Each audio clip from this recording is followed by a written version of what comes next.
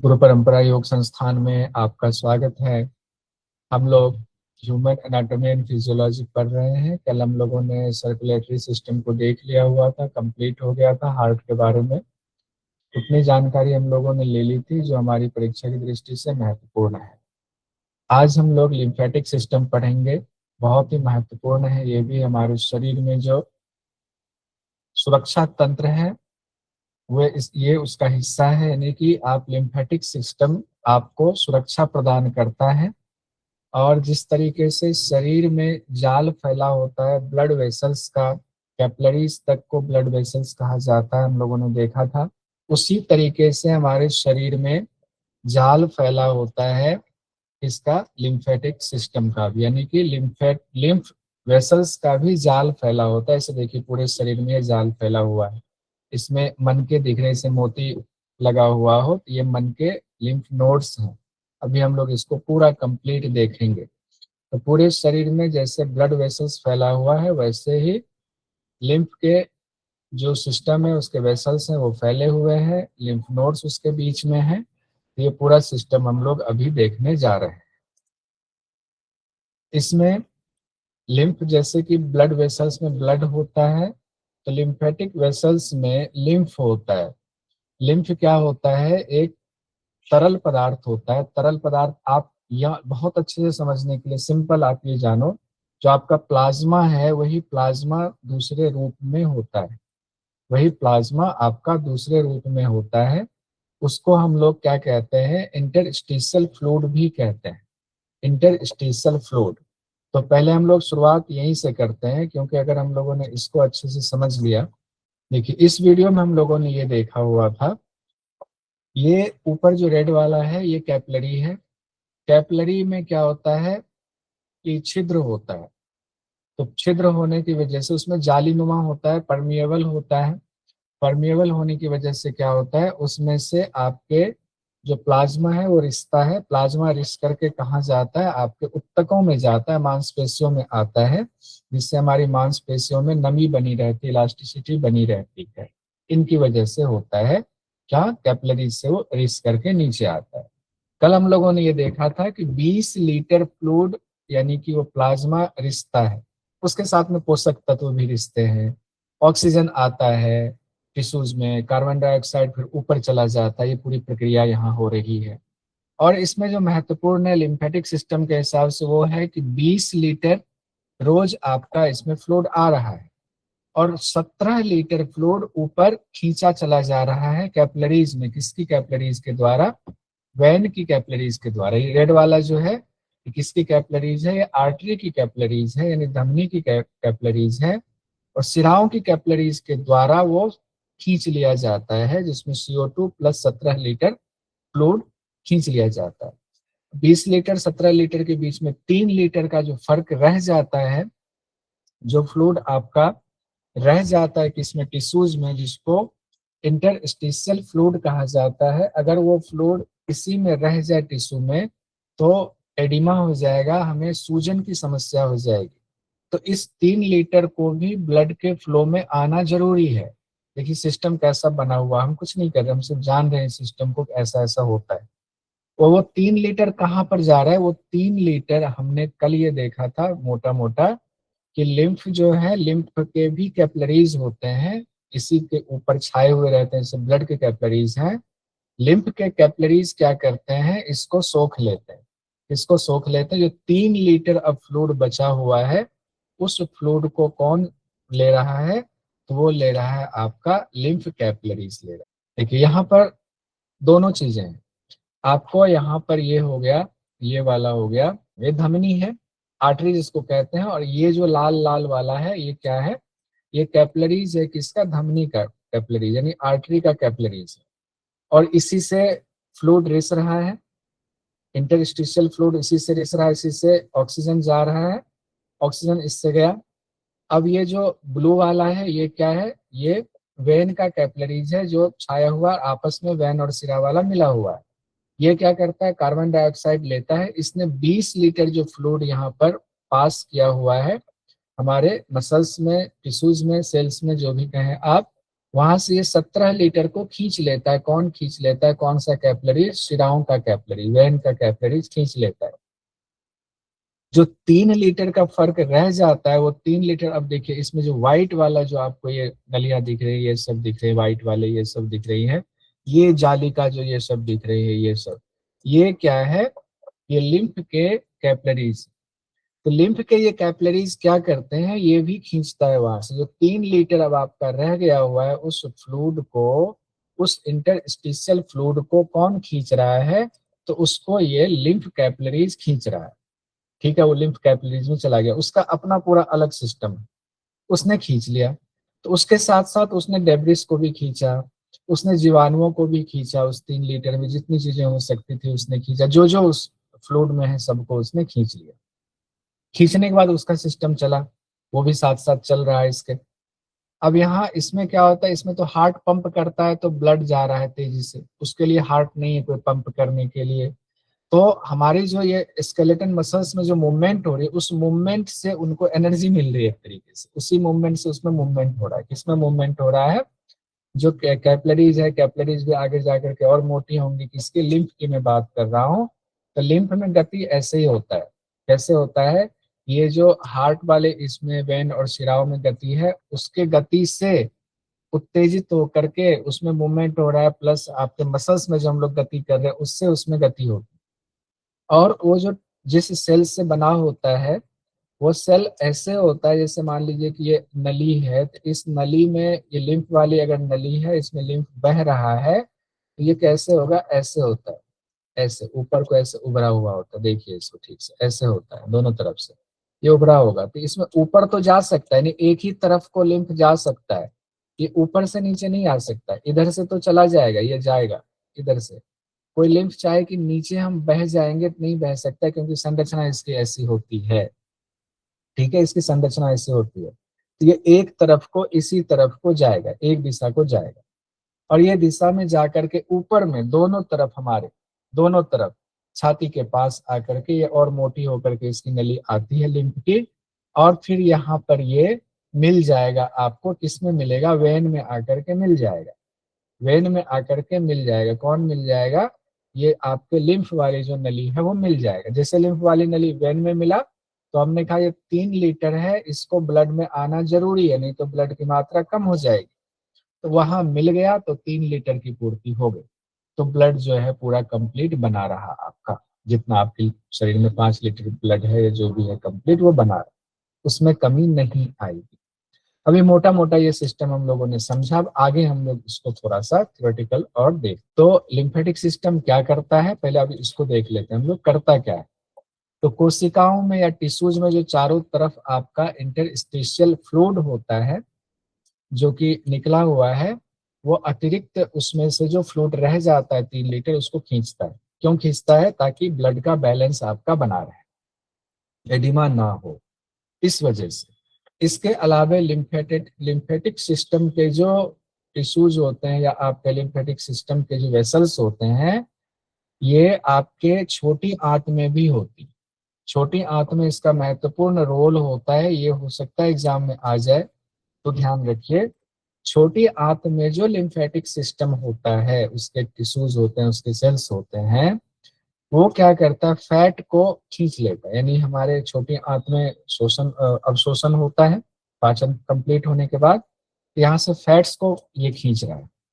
Fats को उधर blood में तो जा ही रहा है फैट्स, ये भी खींच रहा है। कौन? लिम्फेटिक सिस्टम भी खींच रहा है, लिम्फेटिक वेसल्स भी खींच रहा है, और फिर ये भी ब्लड में मिला रहा है। फैट को खींचने की वजह से वहां पर क्या होता है? इसका कलर हो जाता है व्हाइट कलर का, दूध जैसा हो जाता है। किसका? ये जो लिम्फेटिक वेसल्स का जो कलर हो जाता है, उसमें जो वो लिक्विड जा रहा है वो फैट्स की वजह से व्हाइट कलर का हो जाता है, मिल्क कलर का हो जाता है, ये ध्यान रखिए। अब और क्या करता है ये लिम्फेटिक सिस्टम? सूक्ष्म जीवाणु जो उस 3 लीटर जो हमने वो फ्लूइड खींचा हुआ है टिश्यूज से, उसमें जो जीवाणु वगैरह अगर कोई आए हुए हैं शरीर से के बाहर से, उसको भी वो खींचता है और उसको नष्ट कर देता है अपने पूरे सिस्टम में। नष्ट करके फिर मिलाता है ब्लड में, उसको नष्ट करता है। कैसे नष्ट होता है वो सिस्टम अभी देखेंगे। और क्या करता है, कैसे नष्ट करता है? तो टी और बी लिम्फोसाइट्स हम लोगों ने देखा हुआ है। T lymphocytes, B lymphocytes, T और बी लिम्फोसाइट्स की मदद से शरीर की रक्षा करता है। अब लिम्फेटिक सिस्टम में टी और बी लिम्फोसाइट्स होते कहाँ हैं? तो उसको क्या है, वो सुरक्षा है, पूरा तंत्र हमारे सैनिक है वो। तो जगह जगह उसके अड्डे बने हुए, सैनिक अड्डे बने हुए हैं। उन सैनिक अड्डों को क्या कहते हैं? लिम्फ नोड्स कहते हैं कि हाँ यहाँ पर सैनिक छावनी है। तो पूरे शरीर में छावनी बनी हुई है, उन छावनी को भी हम लोग देखें। पहले एक बार देखते हैं लिम्फ क्या होता है। यानी लिम्फेटिक सिस्टम में जो लिक्विड बहता है, उस लिक्विड को लिम्फ कहते हैं। उसी को हिंदी में लसिका कहा जाता है, उसी को लिम्फ, उसी को लसिका कहा जाता है। बेसिकली ये प्लाज्मा ही होता है, तो इसको यहाँ पर चूंकि नाम बदल गया लिम्फेटिक सिस्टम में आकर के, इसको प्लाज्मा के समान स्वच्छ द्रव्य आप कह सकते हैं। लेकिन उसमें क्या होता है, जो हमारा ब्लड वाला प्लाज्मा होता है उसमें प्रोटीन की मात्रा ज्यादा होती है, लेकिन इस लिम्फ में, लिम्फेटिक सिस्टम वाले लिक्विड में प्रोटीन की मात्रा कम होती। क्यों कम होती है? क्योंकि ब्लड जो कैपिलरीज है उससे सारा कुछ रिश्ता नहीं है। बड़े बड़े अणु जो हैं वो नहीं रिश्ते हैं हमारे टिश्यूज में, हमारे सेल्स के लिए। क्योंकि उसके जो परमिएबल तो वो है, लेकिन उसकी एक अपनी सीमा है। तो जो रिसा उसी को एक खींचता है। तो प्रोटीन की मात्रा कम होती है, किसमें? लिम्फ में प्रोटीन की मात्रा कम होती है। अब इसमें क्या होता है, और जो मेटाबॉलिज्म से जो आपके डेब्रिस बनते हैं, इसमें आपके सेल्स में, टिश्यूज में जो मेटाबॉलिज्म हुआ, उसमें जो डेब्रिस बने, वो डेब्रिस भी लिम्फ में मिला और लिम्फ ने उस लिम्फेटिक सिस्टम ने उसको खींच लिया। जैसे यूरिया है, कार्बन डाइऑक्साइड है, इत्यादि ये सब खींचे चले जाते हैं। साथ ही हमने कहा लिम्फोसाइट्स भी मौजूद होते हैं, किसमें? लिम्फ में। यानी उस द्रव्य में, लिम्फेटिक सिस्टम के द्रव्य में लिम्फोसाइट्स भी मौजूद होते हैं। यही तो मेन रोल निभाता है, इसलिए हमारे शरीर की रक्षा होती है। अब इसके अंग कौन कौन से होते हैं ये देखते हैं हम लोग। दो पार्ट में इसको बांट करके पढ़ा जाता है, एक होता है प्राइमरी, एक होता है सेकेंडरी। प्राइमरी अंग में बोन मैरो और थाइमस आता है, क्योंकि यहाँ पर लिम्फोसाइट्स का निर्माण होता है। निर्माण तो जैसे बोन मैरो में ही होता है, थाइमस में टी लिम्फोसाइट्स मैच्योर होता है। तो बोन मैरो में बनता है और थाइमस हुआ, ये दो इसके प्राइमरी आपके अंग हो गए। सेकेंडरी अंग कौन कौन से हैं? तो लिम्फ नोड्स को कहा जाता है, स्प्लीन को कहा जाता है, टॉन्सिल्स को कहा जाता है, और भी चीजें इसमें आप जोड़ सकते हैं, जैसे लिम्फिक जो वेसल्स हैं उसको भी इसमें ऐड कर सकते हैं। लेकिन ये तीन जो है सेकेंडरी मेन माना जाता है। सेकेंडरी कौन से? लिम्फ नोड्स, स्प्लीन और टॉन्सिल माना जाता है। अब हम लोग एक एक करके देखते हैं। बोन मैरो और थाइमस हम लोगों ने पहले पढ़ा हुआ है। तो बोन मैरो में क्या होता है? लिम्फोसाइट्स का प्रोडक्शन होता है। उसकी उत्पत्ति कहाँ होती है? बोन मैरो में होती है। लेकिन बोन मैरो में सारे लिम्फोसाइट्स मैच्योर नहीं होते हैं। होता है ना कि घर में किसी के बेटा ही बेटा हो रहा है, तो वो पर अपने रिश्तेदार में किसी को बच्चा नहीं है उसको दे देते हैं गोद। तो बोन मैरो क्या करता है, कुछ तो बच्चा अपने पास रखता है, उसको मैच्योर करता है, बड़ा करता है, पालता पोसता है, उसको बी लिम्फोसाइट्स कहा जाता है। कुछ को दे देता है अपने पड़ोसी को या अपने रिश्तेदार को, जैसे कि उसमें थाइमस आपका हुआ, तो थाइमस ग्लैंड को दे देता है। वहां जो बच्चा पलता बढ़ता है वो बच्चा है इसी का, बोन मेरो का ही है, उसको टी लिम्फोसाइट्स कहा जाता है। ये हम लोगों ने पहले पढ़ा हुआ। तो बोन मेरो में और आपके थाइमस ग्लैंड में बी लिम्फोसाइट्स और टी लिम्फोसाइट्स वहां से निकलते, निकल करके कहाँ जाएंगे? तो वो जाएंगे, ब्लड में तो जाता ही है, साथ साथ वो उसकी ज्यादातर संख्या कहाँ पर जाती है? लिम्फेटिक सिस्टम में जाती है। लिम्फेटिक सिस्टम में तो वो पूरा जाता है, लेकिन उसका अड्डा बना होता है। अड्डा कहाँ बना होता है? वो लिम्फ नोड्स में, एक कहते हैं ना वो छावनी है जगह जगह, उसमें संख्या है, वहां से रिलीज होता जाएगा, आदेश मिलता जाएगा, पूरा सिस्टम बना हुआ है। तो लिम्फ नोड्स और स्प्लीन में ज्यादातर ये होते हैं, टॉन्सिल्स में भी होते हैं। फिर लिम्फ नोड्स क्या होता है? तो लिम्फ नोड्स का वीडियो अभी हम लोगों ने मेरे ख्याल से देखा था। ये देखिए सेम की बीज की तरह है ना, पूरे शरीर में ये फैला हुआ है।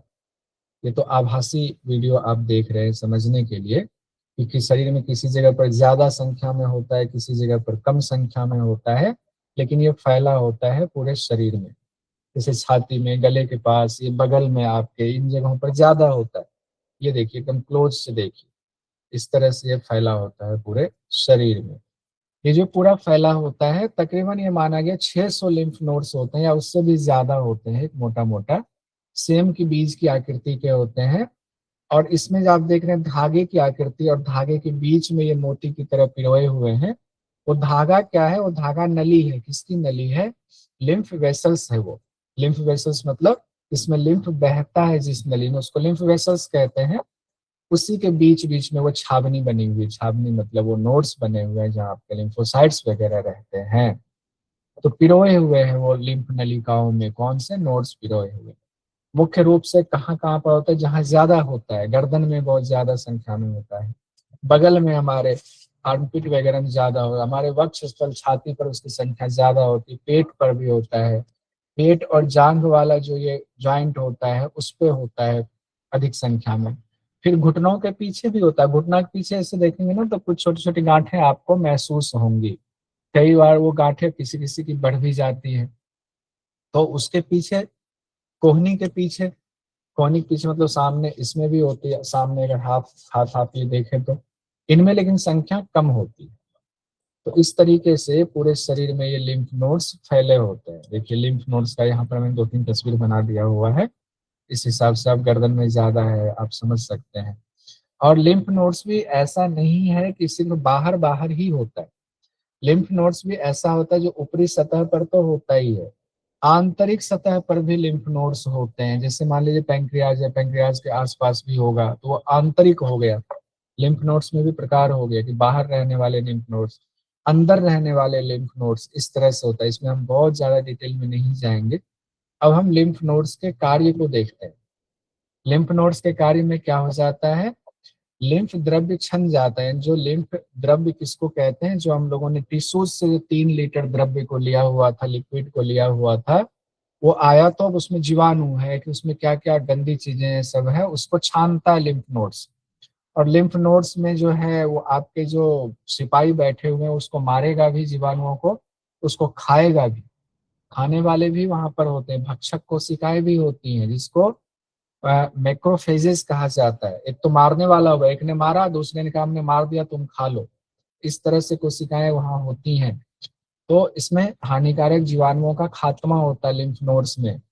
बी लिम्फोसाइट्स भी, कई बी लिम्फोसाइट्स भी यहाँ पर मैच्योर होते हैं। बी लिम्फोसाइट्स मैच्योर होते हैं का मतलब है बोन मेरो में ही सारे बनते हैं। बहुत तो बोन मेरो से मैच्योर होकर के आते हैं, बहुत सारे थाइमस से मैच्योर होकर के आते हैं, और बहुत सारे का वहां भी मैच्योर होता है। बहुत सारा इनमेच्योर होकर के आपके बोन मेरो से आया, और लिम्फ नोड्स में भी वो मैच्योर होते हैं। तो तीनों प्रक्रिया चलती रहती है।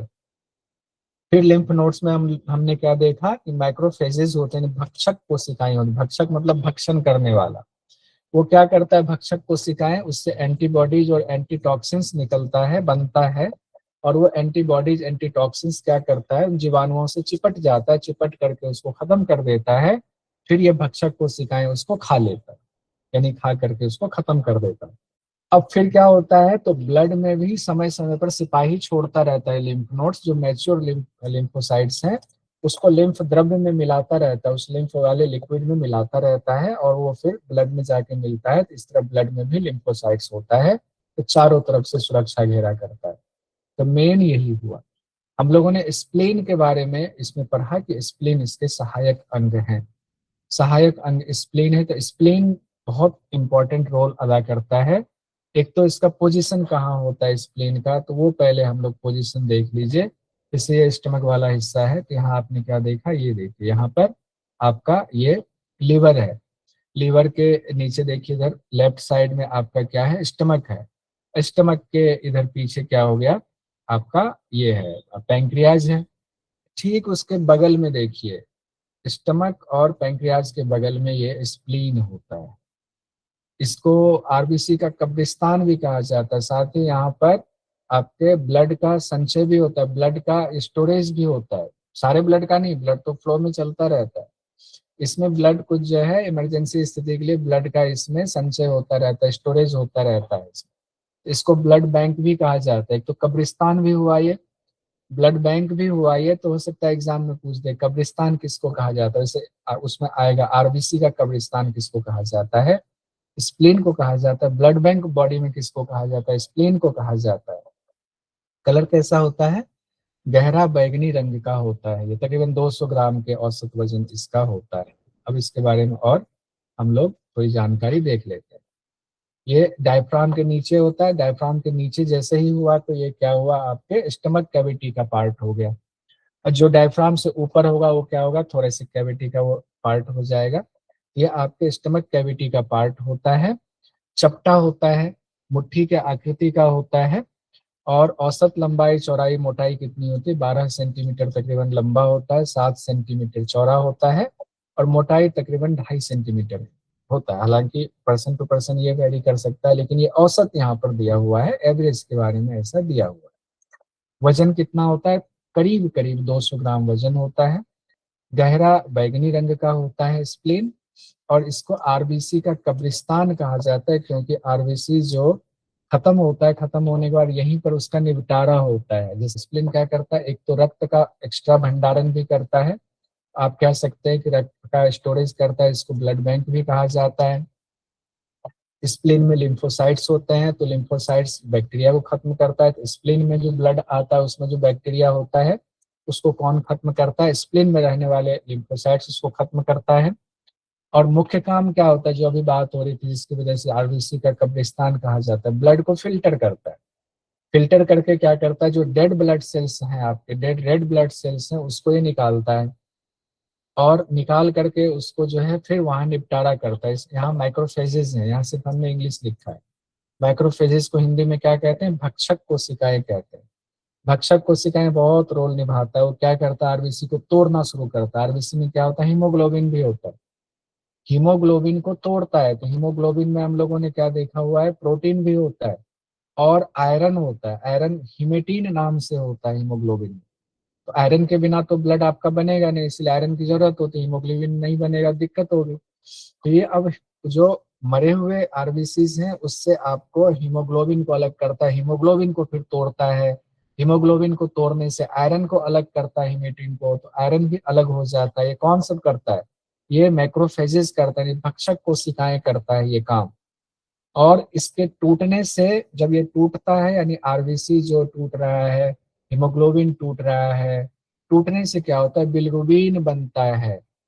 बिल्डुबिन के पिगमेंट्स बनते हैं जो हम लोगों ने पढ़ा हुआ है, फिर वो कहाँ चले जाते हैं, बिल्डुबिन टूट करके फिर वो ब्लड में मिलता है, ब्लड में मिल करके वो फ्लो में चला जाता है लिवर के पास, और लिवर उसको पकड़ करके छान लेता है, पकड़ लेता है बिल्डुबिन को, पकड़ करके क्या करता है उसको डिओडिनम में, लिवर क्या करता है, बिल्डुबिन को वहां छोड़ता है, फिर वो हमारे पाचन संस्थान में जाता है, फिर वो अवशिष्ट पदार्थ के साथ हमारा फीसस के थ्रू बाहर निकल जाता है।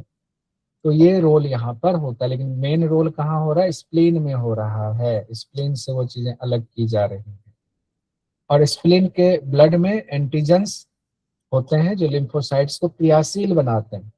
एंटीजेंस होते हैं, एंटीजेंस क्या कर रहा है, लिम्फोसाइट्स को क्रियाशील बना रहा है, तो फिर लिम्फोसाइट्स वहाँ एक्टिव होता है, फिर अपना कार्य करता है, जीवाणुओं से मरना हो, मारना हो जीवाणुओं को, उससे लड़ना हो, काम होता है। तो इसको लिम्फोसाइट्स का घर भी कहा जाता है। तो लिम्फोसाइट्स के बहुत सारे घर हैं। लिम्फोसाइट्स के तो एक तो मेन घर हो गया बायोलॉजिकल, तो बोन मेरो ही हुआ।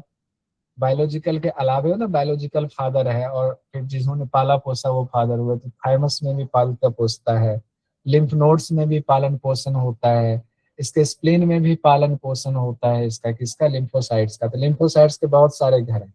इतना बोन मेरो ने इतने लिम्फोसाइट्स पैदा कर दिए, तो सबको बांट देता है, लो आप पालो पोसो, आप पालो पोसो, ऐसे वाला हाल हो जाता है। तो हम लोगों ने ये भी देख लिया, स्प्लीन भी देख लिया। अब थाइमस ग्लैंड हम लोगों ने पहले देखा हुआ था, थोड़ा सा हम देख लेते हैं। स्टेर्नम के पीछे थाइमस ग्लैंड होता है, बच्चों में जब पैदा होता है 10 से 15 ग्राम होता है, और ये बहुत मुख्य भूमिका निभाता है शरीर में इम्यून सिस्टम के लिए, क्योंकि इससे टी लिम्फोसाइट्स यहाँ से रिलीज होता है मैच्योर होकर के।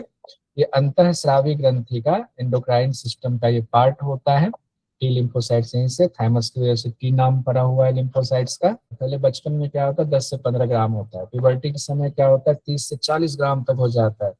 जिस समय बच्चे में वो बदलाव आ रहा होता है, लैंगिक बदलाव आ रहा होता है, उस समय बच्चे के शरीर की इम्यूनिटी सबसे ज्यादा होती है, 30 से 40 ग्राम उस समय थाइमस ग्लैंड होता है, इसलिए इम्यूनिटी बढ़ती है, क्योंकि बच्चे का शरीर उस समय विकास करता है, बहुत सारे बदलाव होते हैं, हार्मोन के चेंजेस आते हैं, फिर उसके बाद जब मिडिल एज आता है तो वो 30 से 40 ग्राम वाला घट घट के फिर 10 से 15 ग्राम पहुंच जाता है, जैसे हम लोगों का हो गया है। और फिर उससे भी ज्यादा उम्र हो जाने पर बुजुर्गों में बहुत ही कम रह जाता है, ये फिर और कम हो जाता है, बहुत ही कम हो जाता है, हो सकता है कि नहीं के बराबर रह जाए। तो इस तरह से थाइमस ग्लैंड भी हम लोगों ने देख लिया। इसमें टॉन्सिल्स का भी रोल होता है, अंगों में, एक सहायक अंगों में आप कह सकते हैं टॉन्सिल्स भी होते हैं, उसमें लिम्फोसाइट्स मौजूद होते हैं टॉन्सिल्स में भी। तो वो भी अन्य भागों में जो जीवाणु वगैरह आते हैं तो वहां से भी लिम्फोसाइट्स निकल करके उस पर हमला करके उसको खत्म करते हैं। लेकिन कई बार टॉन्सिस खुद भी संक्रमित हो जाता है, हम कहते हैं टॉन्सिस में सूजन हो गया हुआ है, तो वह स्थिति पहुंच जाता है। कई बार टॉन्सिस इतना सूजन हो जाता है डॉक्टर उसको निकाल करके कहता है नहीं टॉन्सिस निकालने की जरूरत होगी, ऑपरेशन करके निकाल दिया जाता है। तो टॉन्सिस शब्द हम लोगों ने पहले सुना हुआ था बहुत, अब देखिए एक इसका सिस्टम है, लिम्फेटिक सिस्टम के अंतर्गत आता है। अब लिम्फेटिक सिस्टम में गति कैसे होती है हम लोगों ने देखा था मोटा मोटा, फिर से देखिए। इसमें कोई हार्ट की तरफ पंप वाला सिस्टम तो है नहीं, तो कैसे गति होती है? तो इसमें एक तो अपने आप गति होती है, कैसे?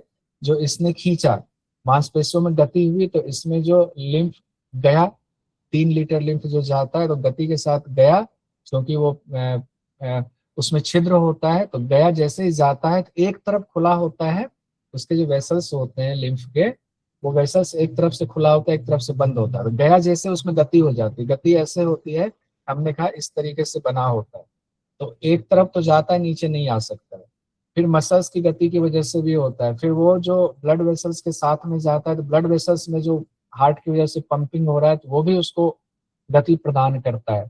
हम जो ब्रीदिंग कर रहे हैं, श्वास ले रहे हैं, उससे भी शरीर में गति हो रही है तो वो भी लिम्फ को आगे बढ़ाने में मदद करता है। और लिम्फ का जो प्रवाह होता है एक तरफ होता है, दोनों तरफ इसका प्रवाह नहीं होता है, तो रक्त प्रवाह के साथ साथ ये बढ़ता चला जाता है। इस तरह से इसकी बनावट भी होती है। और फिर मिलता कहाँ पर है, क्योंकि इसका ट्रैक तो अलग है, कहाँ पर जाकर के ये लिम्फ वेसल्स कहाँ पर जाकर के ब्लड में मिलेंगे, तो लिम्फ वेसल्स तो अलग होते हैं, लिम्फेटिक सिस्टम की जो वाहिकाएं होती हैं वो अलग होती हैं। कहाँ पर मिलेगा, तो वो भी ऊपर आता है, ऊपर आकर के उसके दो मोटे मोटे डक्ट बन जाते हैं, इसके लिम्फेटिक सिस्टम के, जैसे यहाँ के एओर्टा बन जाता है, वेना कावा बन जाता है, वैसे लिम्फेटिक सिस्टम के भी नलिकाएं ऊपर आकर के मोटी हो जाते हैं, उसको डक्ट कहा जाता है। दो नाम है, थोरेसिक डक्ट और lymphatic duct. Thoracic duct left side में होता है और लिम्फेटिक डक्ट जिसको राइट लिम्फेटिक डक्ट कहते हैं राइट साइड में होता है। ये दोनों क्या होता है, छाती के पास हमारा वेन होता है एक, उस वेन में, उस शिरा में, जिसको उस शिरा का नाम है सब क्लेवियन वेन कहते हैं, सब क्लेवियन शिरा कहते हैं, जो वेनाकावा से ठीक पहले वाली स्टेज होती है, जो ऊपर वाले ब्लड को, ऊपर वाले अशुद्ध रक्त को लेकर के आ रहा है, जो वेनाकावा में मिलाएगा, वो सब क्लेवियन वेन होता है। उस सब क्लेवियन वेन में जाकर के ये मिल जाता है, कौन? थोरेसिक डक्ट और लिम्फेटिक डक्ट मिल जाता है। इसमें क्या है, लिम्फ है। तो 3 लीटर ब्लड क्या हुआ है, इस वेन में मिल गया, फिर ये वेन जाकर के वेनाकावा में मिलता है, और वेनाकावा से फिर ये कहाँ जाएगा, राइट एट्रियम में जाएगा। राइट एट्रियम कहाँ हुआ, हार्ट का राइट वाला ऊपरी हिस्सा हुआ।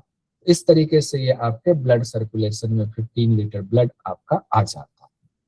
इस तरह से लिम्फ पूरे प्रवाह में चलता है।